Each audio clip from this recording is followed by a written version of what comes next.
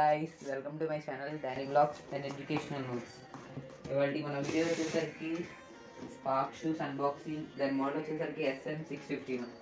Let's see the opening video.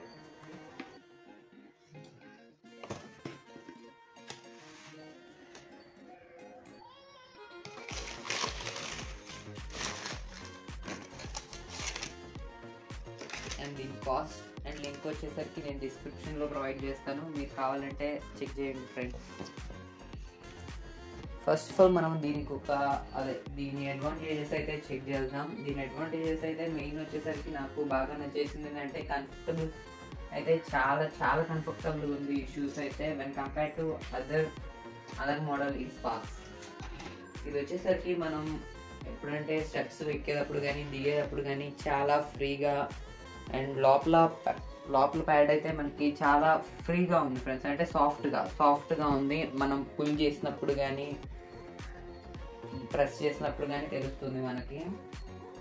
And ఇది వచ్చేసరికి damage ఎక్కువగా అవ్వదు, అంటే లాంగ్ లాస్టింగ్. చాలాసేపు అయితే మనం చాలా రోజులు బట్టి అయితే ఈ ప్రోడక్ట్ మనకి వస్తుంది. అంటే దీని క్వాలిటీని బట్టి క్వాలిటీ అయితే సూపర్గా ఉంది. మెష్తో తయారు చేయబడింది. అప్పర్ లేయర్ వచ్చేసరికి కిందేమో హీల్ టైప్లో ఇచ్చాడు, కానీ అది హీల్ కాదు, అంటే సాఫ్ట్గా ఉంది. అంటే సపోజ్ మనం ఏదైనా త్రోన్ తొక్కినా కానీ మనకి అంత తొందరగా లెగ్కి టచ్ అవ్వదు, బికాస్ ఆ లేయర్ వచ్చేసరికి చాలా థిక్గా ఉంది. అది కూడా సాఫ్ట్ లేయర్, డ్యామేజ్ లెస్.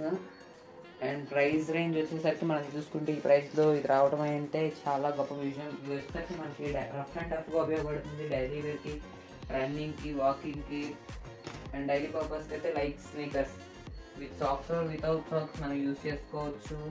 ఇదైతే చాలా బాగుంది, అంటే మనకు ఒక లుక్ అయితే వస్తుంది షూస్కి. నెక్స్ట్ దీనికి ఒక డిసడ్వాంటేజెస్ నాకు మెయిన్ అనిపించింది ఏంటంటే, ఫస్ట్ ఆన్లైన్లో ఆర్డర్ చేసేటప్పుడు ఆన్లైన్లో ఏమో రెండు ఈక్వల్ సైజ్గా, అంటే చూడటానికి సూపర్గా ఉండేలాగా అనిపించింది. కానీ నాకు వచ్చినప్పుడు షూస్ ఈక్వల్గా లేవు, ఒక్కో సైడ్ ఫేస్ చేస్తుంది.